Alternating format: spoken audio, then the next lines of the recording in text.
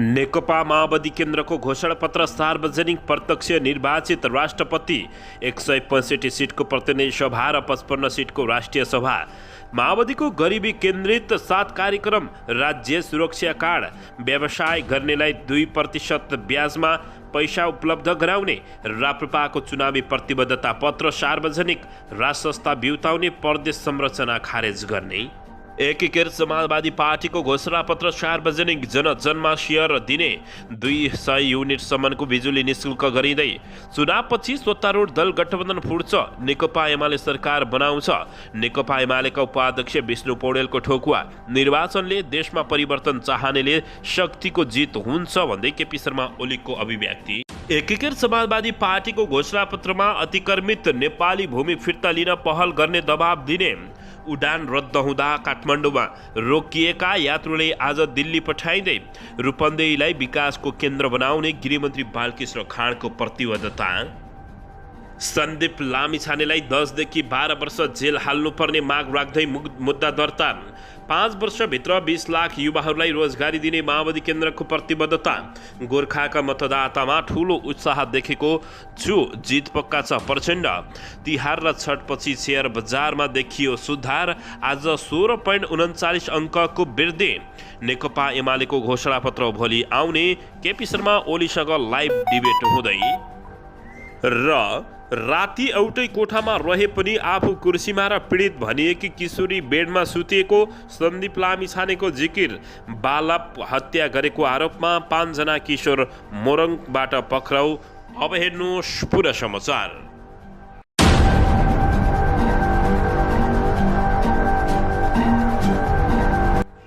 दर्शक महानुभावहरू नमस्कार। नेपाली न्युज टिभीको न्युज बुलेटिन खबरमा यहाँहरूलाई हार्दिक स्वागत छ। सदा झैं आज पनि तपाईहरूमाझ देश तथा विदेशका महत्त्वपूर्ण समाचार अपडेटका साथ उपस्थित भइसकेका छौँ।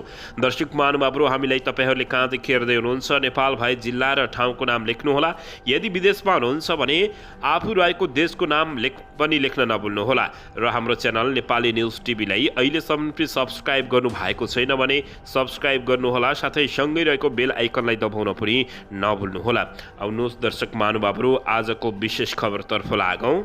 दर्शकबिन, नेपालमा चुनाव नजिकिएसँगै नेपालका राजनीतिक दलहरूले भट्टाभट घोषणापत्र सार्वजनिक गरेका छन्। दर्शक महानुभावहरू, यसैबीच नेकपा माओवादी केन्द्रले आगामी 5 वर्षभित्र 20 लाख जना युवाहरूलाई रोजगारी दिने प्रतिबद्धता जनाएको छ। सोमबार सार्वजनिक गरिएको प्रतिनिधि सभा र प्रदेशसभा निर्वाचनको घोषणापत्रमा श्रम क्षेत्रका समस्याहरूको प्याकेजमा सम्बोधन गर्ने उल्लेख गरिएको छ।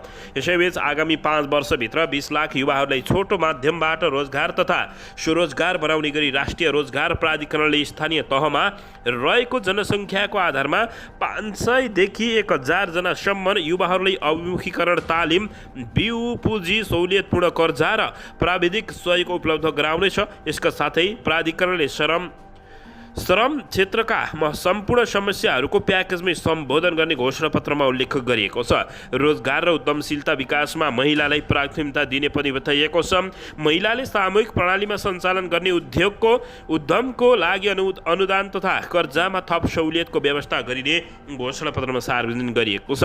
वैदेशिक रोजगारीमा रहेका युवाहरूलाई नेपाल फर्किएपछि रोजगार स्वरोजगार सुनिश्चित गर्ने राष्ट्रिय रोजगार प्राधिकरणले अनलाइन मार्फत परामर्श दिई उद्यम व्यवसायहरूको परियोजना प्रस्ताव तयार गर्न सहयोग गर्ने लगायतको बताइएको छ। यसैबीच नेकपा माओवादी केन्द्रले मङ्सिर 4 गते हुने चुनावको घोषणापत्र सार्वजनिक गरेको हो। पार्टी केन्द्रीय कार्यालय पेरिस डाँडामा आज सोमबार आयोजित कार्यक्रममा सार्वजनिक भएको घोषणापत्रमा माओवादी केन्द्रले स्थिर राजनीतिका लागि प्रत्यक्ष निर्वाचित राष्ट्रपतिको एजेन्डालाई प्राथमिकतामा दिएको छ। सङ्घमा 51% मतद्वारा प्रत्यक्ष निर्वाचित कार्यकारी राष्ट्रपति र राष्ट्रपतिद्वारा गठित मण्डल रहने व्यवस्था गरिने घोषणापत्रमा उल्लेख गरिएको छ। सांसद मुख्य रूपमा विधान क्षेत्रमा केन्द्रित हुने व्यवस्था गरिने माओवादीको प्रतिबद्धता रहेको छ। 165 सिटको प्रतिनिधि सभा र 55 सिटको राष्ट्रिय सभा भएको सङ्घीय सांसद र समग्रमा 330 सिटको प्रदेश सभा हुने माओवादी केन्द्रले घोषणापत्रमा उल्लेख गरेको छ। आउँदो सांसद पनि विघटन हुँदैन भन्ने निश्चित नभइसकेको भन्दै माओवादीको प्रतिबद्धता पत्रमा राजनीतिक आन्दोलनबाट प्राप्त उपलब्धि रक्षा, कार्यान्वयन र सकारात्मक अभ्याससहित परिमार्जन गर्नुपर्ने उल्लेख गरिएको छ। दर्शकबिन यसैबीच यता राप्रपाले पनि आफ्नो चुनावी प्रतिबद्धता पत्र सार्वजनिक गरेको छ। राष्ट्रिय प्रजातन्त्र पार्टी राप्रपाले आसन्न प्रदेश तथा प्रतिनिधि सभा निर्वाचनका लागि प्रतिबद्धता पत्र सार्वजनिक गरेको हो। सोमबार आज काठमाडौँमा आयोजित कार्यक्रममा पार्टी अध्यक्ष राजेन्द्र लिङदेलले चुनावी प्रतिबद्धता पत्र सार्वजनिक गरेका छन्। प्रतिबद्धता पत्रमा अभिभावकीय संस्थाका रूपमा राज संस्था रहने उल्लेख गरेको छ। यस्तै जनताबाट प्रत्यक्ष निर्वाचित कार्यकारी प्रधानमन्त्री हुनुपर्ने प्रतिबद्धता पत्रमा उल्लेख गरिएको छ। यसै गरी पूर्ण समानुपातिक सांसद हुनुपर्ने उसको प्रस्ताव रहेको छ। उसले शासकीय स्वरूप पनि 2 तहको हुनुपर्ने प्रस्ताव गरेको छ। पार्टीको प्रतिबद्धता पत्र प्रदेशलाई खारेज गरेर केन्द्रलाई बलियो स्थानीय तह भएको 2 तहको शासकीय स्वरूप हुनुपर्ने उल्लेख गरिएको छ। पार्टीको प्रतिबद्धता पत्र एक व्यक्तिले 2 कार्यकालभन्दा धेरै पार्टी अध्यक्ष प्रधानमन्त्री जस्ता कार्यकारी पदमा बस्न नपाउने उच्च स्तरीय नागरिक आयोग गठन गरी 2046 पछिका उच्च पदस्थ नेताहरू तथा कर्मचारीको सम्पत्ति छानबिन गरी अवैध सम्पत्ति जफत गर्ने कानुन व्यवस्था गर्ने लगायत उल्लेख राप्रपाले गरेको छ। दर्शकबिन यसैबीच यता एकीकृत समाजवादी पार्टीले पनि घोषणापत्र सार्वजनिक गरेको छ। नेकपा एकीकृत समाजवादी पार्टीले निरपेक्ष गरिबको रेखामुनि रहेका व्यक्तिहरूलाई जलविद्युत कम्पनी शेयर धनी बनाउने घोषणा गरेको छ।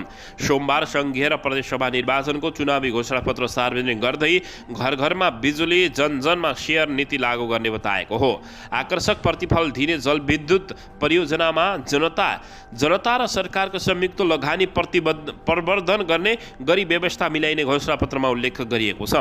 यस्ता परियोजनामा लगानी गर्न स्वदेश र प्रवासमा रहेका नेपाली नागरिक तथा गैर आवासीय नेपालीहरूलाई प्रोत्साहन गर्ने र निक्षेप गरिबको रेखामुनि रहेका व्यक्तिहरूलाई पनि शेयर उपलब्ध गराउन विशेष वित्तीय व्यवस्था गर्न पहल गर्ने बताएको छ। समाजवादीको घोषणापत्रमा उल्लेख छ, नेपालको पूर्ण क्षमता अनुसारको जलविद्युत उत्पादन गर्न र उत्पादित विद्युतको उपयोग तथा व्यापारका लागि सरकारी शहरी निजी क्षेत्रलाई संलग्न गराउने तथा स्वदेशी लगानीमा निर्माण गर्ने समय लाग्ने परियोजनाहरू राष्ट्रिय हित अनुकूल हुने गरी अन्तर्राष्ट्रिय समुदायलाई निर्माणको जिम्मा दिने व्यवस्थापन गर्ने बताइएको छ।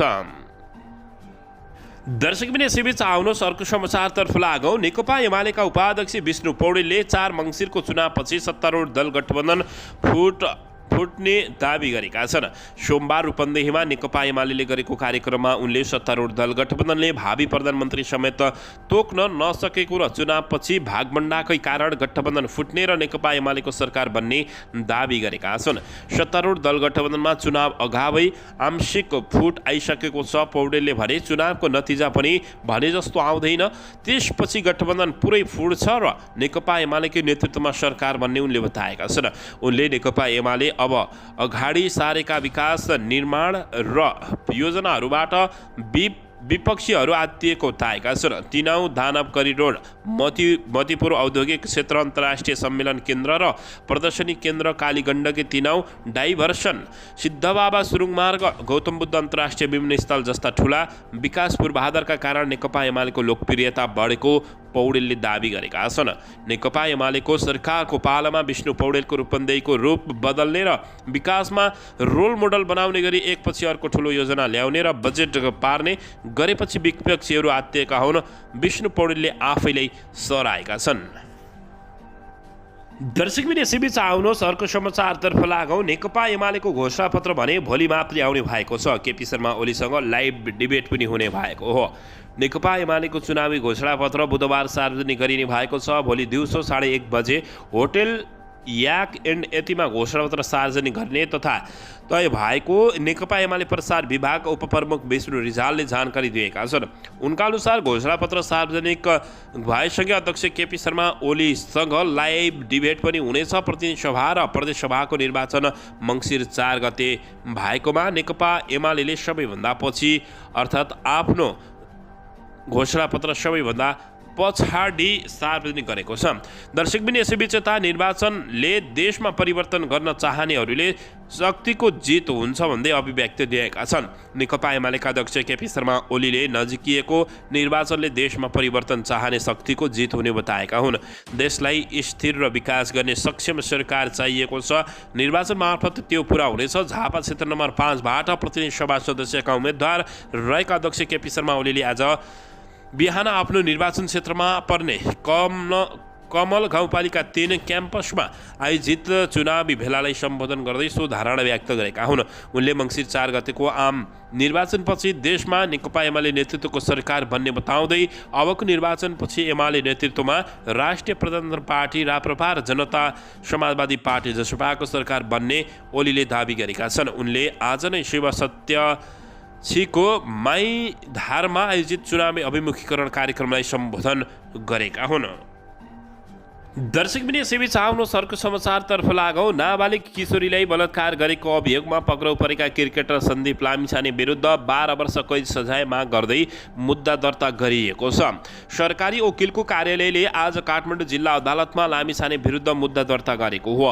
उनी विरुद्ध बलात्कार पुष्टि हुने पर्याप्त प्रमाण रहेको बताइएको छ। प्रहरीले 1 हप्ता अघि नै अनुसन्धान सकाएर सरकारी वकिलहरूलाई प्रतिवेदन बुझाएको थियो।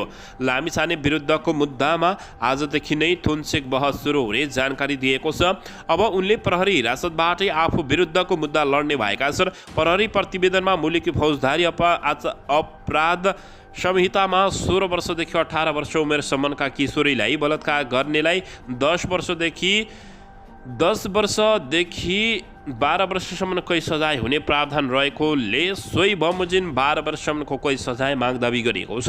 काठमाडौँको गौशाला स्थित एक होटलको कोठामा सन्दीपले आफूलाई रातभर बलात्कार गरेको आरोप 17 वर्षीयका नातेदारले भदौ 21 गते प्रहरी विरुद्ध गौशालामा उजुरी दिएका थिए। तर विदेशमा रहेका कारण सन्दीपलाई असोज 20 गते त्रिभुवन अन्तर्राष्ट्रिय विमानस्थलको अध्यागमन कक्षबाट प्रहरीले नियन्त्रणमा लिएको थियो।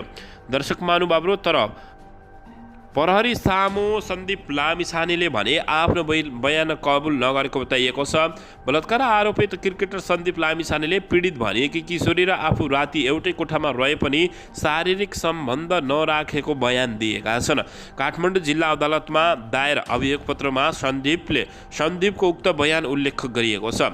नगरकोटबाट फर्किने क्रममा आफूले होस्टेलमै निजलाई छाडिदिने उद्देश्यले होस्टेलको लोकेसन माग्दा निजले होस्टेल बन्द भइसक्यो भनेपछि होटल काठमाडौँ इनमा फोन गरी कोठा बुक गरिदिएको सन्दीप लामिछानेको भनाइरहेको छ। उक्त होटलमा पुगेपछि आफूले निजलाई तिमी जाँदै गर, म गाडी पार्किङ गरेर आउँछु भनेपछि निज गाडीबाट आफ्नो मोबाइल र मास्क लै गएको र आफू गाडी पार्किङ गर्न गएको सन्दीपले बयान दिएका छन्। मैले गाडी पार्किङ गरी होटलभित्र छिरी कोठाको बारेमा सोद्धा निजले कोठाको चाबी लिई पहिले नै कोठा नम्बर 407 मा गएकी रहेछन्। त्यसपछि म त्यही कोठामा गए, बयानमा सन्दीप लामिछानेले भनेका छन्। कोठामा एसी नचलेका कारण निज किशोरीले नै कोठा चेन्ज गर्न आग्रह गरेको र निजले भने अनुसार आफूले होटलको रिसेप्सनमा पुगेर अर्को कोठाको चाबी लिएर करिब 23:55 बजेतिर 305 नम्बरको कोठामा गएको सन्दीपको भनाइरहेको छ। कोठामा पुगिसकेपछि म कुराकानी गर्नका लागि कुर्सीमा बसेँ भने म पछि निज आएर कोठाको ढोका लगाई भित्रबाट लक गरेकी थिइन्। बयानमा सन्दीपले भनेका छन्, मैले किन ढोका लक गरेको भन्दा केही हुँदैन, इट इज ओके भन्दै जवाफ फर्काइन्। मैले यो कुरालाई सामान्य रूपमा लिएर कुर्सीमा बसिरहेँ भने निज बेडमा बसिन् र कुराकानीकै बीचमा म फ्रेस हुनका लागि बाथरुम गई पुनः कुर्सीमा आई बसे। त्यसपश्चात खेल जीवनका बारेमा निजसँग कुराकानी भएको सन्दीपले जनाएका छन्। कुराकानीकै क्रममा निजले आफ्नो बाबुआमाका कारण धेरै दुःख पाएको र घरको आर्थिक स्थिति समेत राम्रो नरहेको बताएको सन्दीपको भनाइरहेको छ। कुराकानी गर्दै गर्दा बिहानको करिब 3:45 4 बजेको सन्दीपको बयानमा भनेका छन्। सोही क्रममा निज किशोरीले आफू अहिले 19 वर्षको भएको र मलाई भविष्यमा धेरै कुराहरूमा सजिलो हुन्छ भनेर आमा बुवाको सहयोगमा उमेर घटाई अर्को जन्मदर्ता बनाएको समेत बताएको सन्दीपको भनाइरहेको छ। दर्शकबिन यसैबीच यता काठमाडौँ दिल्ली उडान रद्द भएका कारण नेपालमै रोकिएका यात्रुहरूलाई नेपाल वायु सेवा निगमले आज दिल्ली लैजाने भएको छ। नेपाल वायु सेवा निगमका प्रवक्ता अर्चना खड्काका अनुसार आइतबारको उडान रद्द हुँदा रोकिएका आफ्ना यात्रुहरूलाई निगमकै जहाजले आज अपराह्न दिल्ली पुर्याउने भएको छ। उनका अनुसार 247 मध्ये बाँकी रहेका 150 यात्रुलाई निगमले दिउँसोको आफ्नै उडान र अरू वायु सेवा कम्पनीको सहकार्यमा दिल्ली पुर्याउने तयारी गरेको बताइएको छ। केही यात्रुहरूलाई निगमले आइतबार नै अन्य वायु सेवा कम्पनीको सहयोगमा दिल्ली पठाइसकेको बताएको छ। नेपाल नागरिक उड्डयन प्राधिकरणले निगमको काठमाडौँ दिल्लीतर्फको उडान रद्द गरिदिएसँगै आफू आइतबार यात्रु अल्पत्र परेका थिए। प्राधिकरणका अनुसार आज निगमको काठमाडौँ दिल्ली 2वटा उडानको तालिका छ। प्राधिकरणले गौतम बुद्ध अन्तर्राष्ट्रिय विमानस्थलबाट उडान सञ्चालन नगरेको भन्दै निगमको दिल्लीतर्फको एउटा उडान रद्द गरेकोमा आइतबार बिहान विमानस्थल पुगेका यात्रु अल्पत्र परेका हुन्। काठमाडौँ दिल्ली आइतबार 1:45 बजेको उडान रद्द हुँदा 247 जना मध्ये 100 जना कोड सियरिङ मार्फत जापान, अमेरिका, जर्मनी लगायत विभिन्न मुलुकमा जाने यात्रु अल्पत्र परेका छन्। दर्शक महानुभावहरू, यसैबीच यता गृहमन्त्री बालकृष्ण खाँडले रूपन्देहीलाई मुलुककै विकासको मुख्य केन्द्र बनाउने गरी काम गरिदिने बताएका छन्। दर्शकबिन गृहमन्त्री बालकृष्ण खाँडले रूपन्देहीलाई मुलुककै विकासको मुख्य केन्द्र बनाउने गरी काम गरिने बताएका हुन्। उनले रूपन्देहीको तीव्र आर्थिक, भौतिक तथा पूर्वाधार र मानवीय विकासका लागि आफू निरन्तर लागिरहेको जनाउँदै अहिले भइरहेको विकासको कामलाई अझै फराकिलो बनाउँदै लैजाने बताएका छन्। गृहमन्त्री बालकृष्ण खाँडले हरेक दृष्टिकोणले रूपन्देही जिल्ला विकासका लागि उपयुक्त ठाउँ भएको उल्लेख गर्दै काङ्ग्रेस र 5 दलीय गठबन्धनले जिल्लालाई देशकै नमुना बनाउने विश्वास व्यक्त दिलाएका छन्। यसैबीच 5 दलीय सत्तारूढ दल गठबन्धनबाट रूपन्देही क्षेत्र नम्बर 3 का प्रतिनिधि सभा सदस्य समेत उम्मेद्वार रहेका नेपाली काङ्ग्रेसका केन्द्रीय सदस्य खाँडले सोमबार बुटवलमा 16, 17, 18 र 19 का विभिन्न स्थानमा आयोजित कार्यक्रममा बोल्दै जिल्लाको विकास र गौरव वृद्धिका लागि निरन्तर लागि पर्ने प्रतिबद्धता व्यक्त गरेका छन्। क्षेत्रवासीले मात्रै होइन, जिल्ला र सिङ्गो मुलुकका नागरिकहरूले मलाई र गठबन्धनलाई जुन किसिमको भरोसा गर्नुभएको छ, यसमा कुनै किसिमको कमी हुन दिँदैनौँ। उनले भने हरेक क्षेत्रमा समानुपातिक विकास गरेर रूपन्देहीलाई अग्रणी जिल्ला बनाएर छाड्ने उनले बताएका छन्। 2048 सालदेखि रूपन्देहीवासीहरूले आफूहरूलाई निरन्तर सहयोगको र माया र सद्भाव देखाउँदै आएको स्मरण गर्दै गृहमन्त्री खाँडले जनताको भरोसालाई कहिले कमी हुन दिन नआएको र आगामी दिनमा पनि नदिने स्पष्ट पारेका छन्। दर्शकबिन यसैबीच आउनुहोस् अर्को समाचारतर्फ लागौँ। बालक हत्या गरेको आरोपमा 5 जनालाई प्रहरीले पक्राउ गरेको खबर प्राप्त भएको छ। मोरङको उर्लाबारीमा छुरा प्रहार गरेर बालकको हत्या गरेको घटनामा संलग्न भएको आरोपमा प्रहरीले 5 जना किशोरलाई पक्राउ गरेको हो। उर्लाबारी नगरपालिका 7 मावा खोलामा छठ पर्व हेर्न पुगेका बेला झापाको दमक नगरपालिका 10 का 14 वर्षीय दियुस श्रेष्ठको हत्या भएको थियो। मोरङ प्रहरीका प्रवक्ता डीएसपी दीपक श्रेष्ठले हत्यामा संलग्न 5 जनालाई पक्राउ गरेको जानकारी दिएका छन्। उनका अनुसार पक्राउ परेका सबै 18 वर्ष मुनिका छन्। उर्लाबारी 6 र 7 का 5 जना किशोर मिलेर आइतबार राति 10:25 तिर दियुसलाई छुरा प्रहार गरेको श्रेष्ठले बताएका छन्। उनका अनुसार बायाँ कोखदेखि तलको भागमा छुरा प्रहार गरिएका दियुसको उपचारका क्रममा झापाको बिर्तामोड स्थित बीएनसी अस्पतालमा सोमबार बिहान 4:50 तिर मृत्यु भएको हो। घटनापछि 5 जना नै फरार बनेका थिए। जिल्ला प्रहरी कार्यालय मोरङ र इलाका प्रहरी कार्यालय उर्लाबारीको संयुक्त टोलीले हत्यामा प्रयोग गरिएको छुरासहित उनीहरूलाई उर्लाबारीबाट पक्राउ गरेको छ। हत्या गरिएका दियुस र हत्यामा संलग्न बीच विगतमा पनि झैझगडा हुने गरेकोले अनुसन्धान खुलेको छ। पुरानो रिसिभीकै कारण दियुसको हत्या गरेको प्रहरीले जनाएको छ भने पक्राउ परेका विरुद्ध कर्तव्य ज्यान मुद्दा चलाउने प्रहरीको तयारी रहेको खबर प्राप्त भएको छ।